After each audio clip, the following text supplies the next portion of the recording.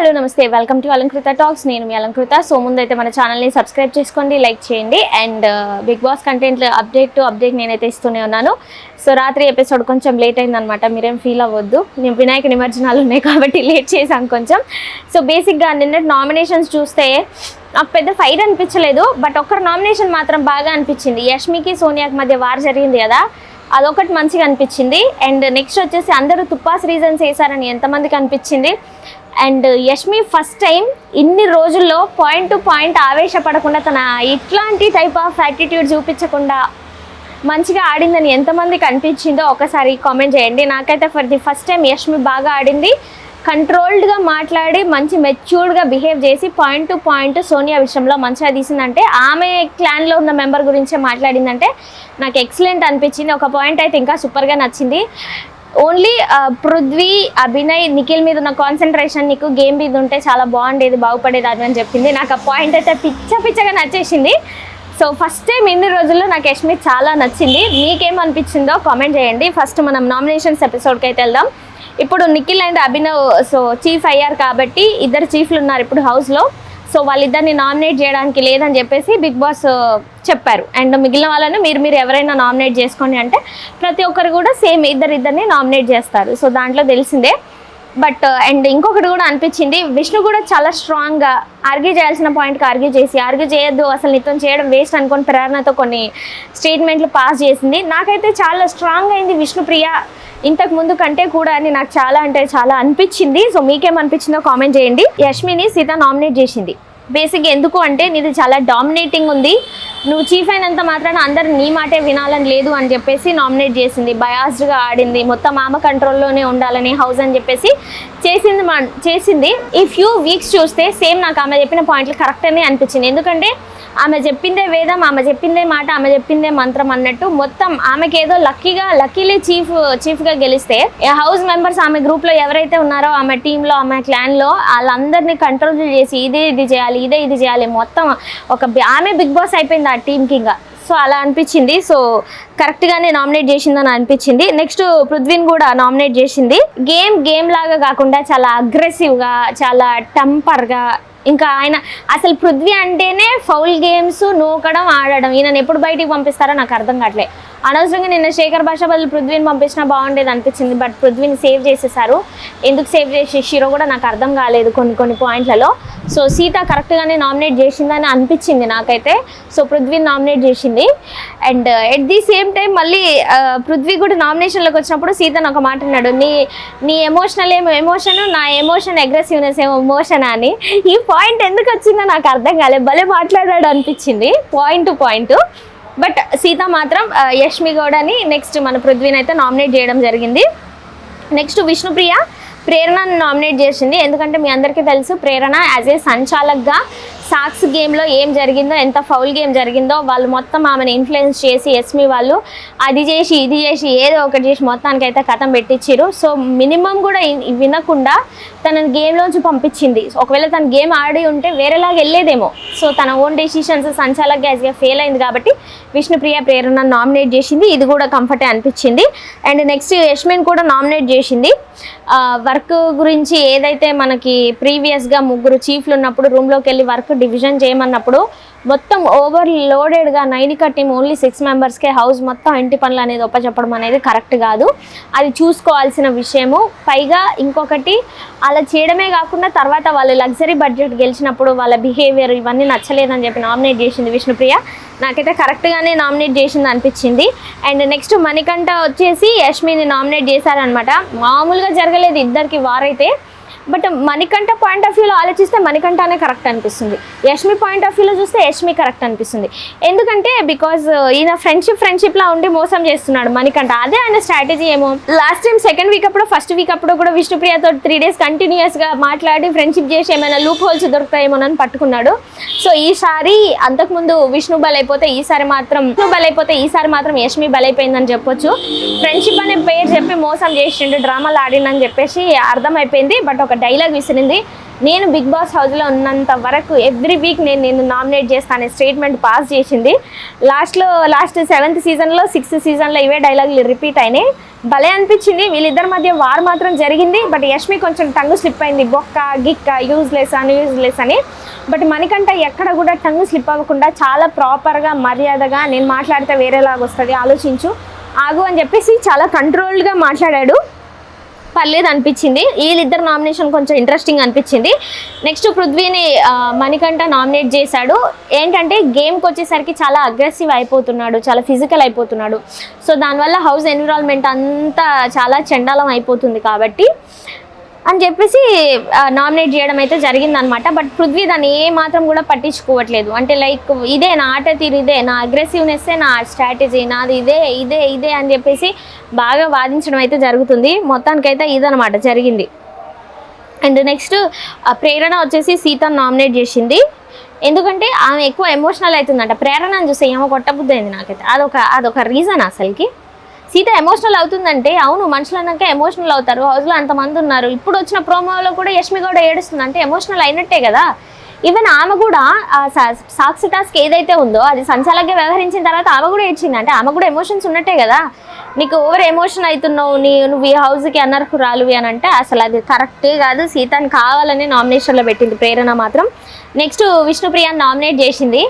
అసలు ఇన్ని నామినేషన్లలో తుప్పాస్ నామినేషన్స్ అంటే నాకు ప్రేరణయే అనిపించింది అనమాట. ఎందుకంటే 5 eggs ఉంటే అందులో 11 members తినాలి. తనకు తెలియదు అంటే 2 eggs తినేసిందంట. ఎలా తింటావంట? ఇది నామినేషన్ పాయింటా? నామినేషన్ పాయింట్ లేకపోతే నాకు నామినేషన్ పాయింట్ లేదు, నేను నిన్ను నామినేట్ చేయాలనుకుంటున్నా ఇది అని చెప్పేసి చెప్పాలి. కానీ ఇప్పుడు అంతకు ముందు రోజు కూడా వీళ్ళకి రైస్ లేకపోతే తను బౌల్లో పెట్టి ఇచ్చిందంట. మరి ఇవన్నీ ఎక్కడ పోయాయి? మరీ మానవత్వం లేకుండా నువ్వు 2 eggs తిన్నావు, అందుకే నేను నామినేట్ చేస్తున్నా అంటే అసలు ప్రేరణ గురించి నేను చాలా ఎక్కువ ఊహించుకున్నాను. ఎందుకంటే కన్నడ బిగ్ బాస్లో ఈమె తోపు కంటెస్టెంట్, తోపు స్టార్, మంచి లేడీ కంటెస్టెంట్లలో బెస్ట్ కంటెస్టెంట్ అవార్డు కూడా వచ్చిందని విన్నాను. బట్ అదంతా చూస్తుంటే 2 eggs కోసం ఈమె నామినేట్ చేసిందంటే చాలా చెత్తగా అనిపించింది నాకైతే. అండ్ నెక్స్ట్ ఇంకొకటి ఏంటి తెలుసా, విష్ణుప్రియని ప్రేరణ నామినేట్ చేసి అక్కడ కూర్చున్నాక యష్మి గౌడ ఆమెకు ముద్దిస్తుంది. ఎందుకు ఇస్తుంది నాకు అర్థం కావట్లేదు. అంటే విష్ణుప్రియ నామినేట్ చేయాలనే ఇదెక్కడి కసిరా బాబు, నాకు అర్థం కావట్లేదు. ఇంత కసి మీద ఆడుతున్నారు వీళ్ళైతే కన్నడ పీపుల్స్. అండ్ నెక్స్ట్ ఓం గారు వచ్చేసి విష్ణుని నామినేట్ చేశారు. అండ్ మణికంఠని నామినేట్ చేసిరు.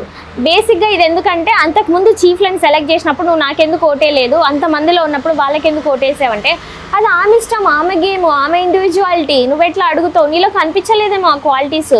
ఎందుకంటే ఆమె కరెక్ట్ పాయింటే చెప్పింది. ఎదుటి వాళ్ళు చెప్పేది వినకుండా నీ అంతా నువ్వు చెప్పేసి ఇట్స్ ఓవర్ అంటావు, అది ఎక్కడ న్యాయం?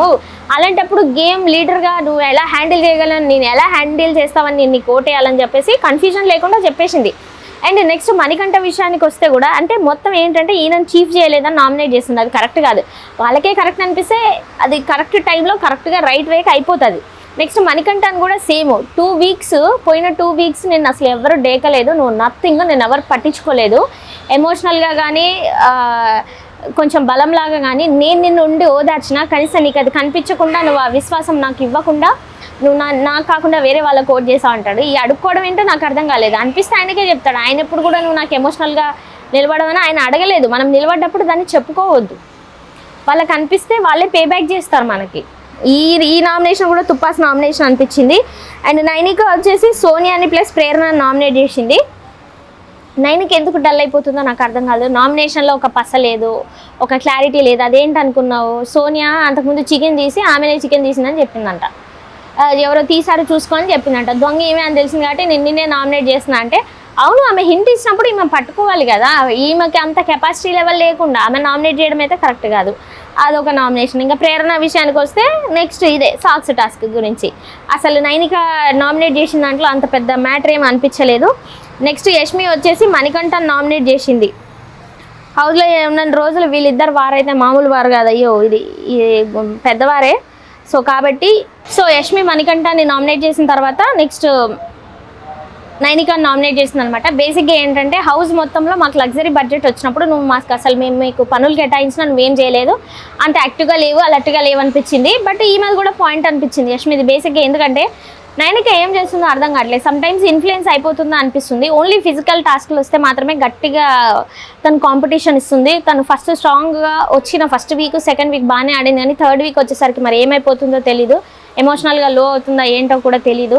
అండ్ బిగ్ బాస్ వీళ్ళకి గుర్తుగా వాళ్ళ ఫ్యామిలీ మెంబర్స్ నుంచి కూడా ఏదో బొమ్మలు డాల్స్ పంపిస్తే కూడా నేను ఆ బొమ్మ పట్టుకునే వండుకుంటా, నాకు ఆ బొమ్మ కావాలి, నేను బ్రేకప్ అయినప్పుడు నాకు చాలా ఎమోషనల్ నుంచి బయటికి తీసుకొచ్చారంటే అది కరెక్ట్ కాదు. అంతకంటే ఇంకా మంచి కరెక్ట్ వీళ్ళిద్దరిది అర్థం కాలేదు, సీతాది నైనికాది రెండు తుప్పాస్ అనిపించినాయి నాకు.